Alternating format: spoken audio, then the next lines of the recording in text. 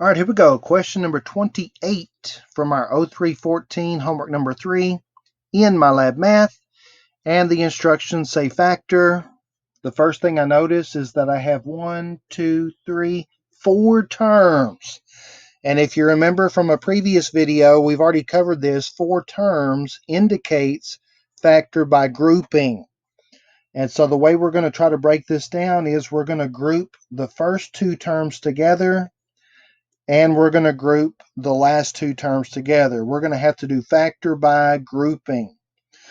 So the question is, what do the first 2 terms have in common that I can factor out? Well, they both have an a, and remember you can take out the smallest power, so I'm going to be able to factor out an a squared. What will that leave me with? That's going to leave me a minus 16.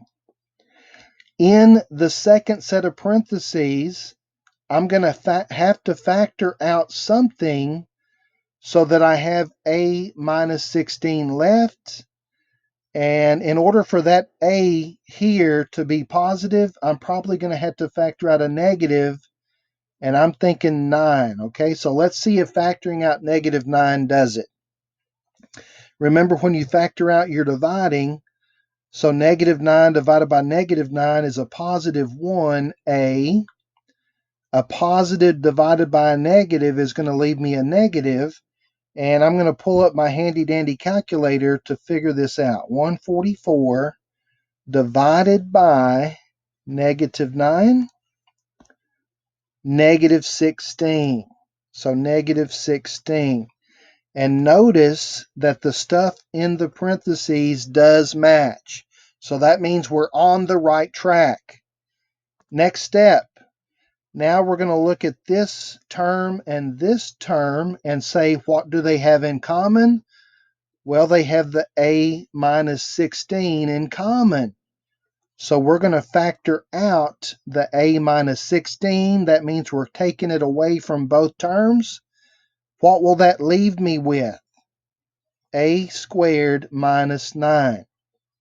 Now, if you stop there, you get partial credit because this is not factored completely. Look right here in this set of parentheses. Notice what I have. I have the difference of 2 squares.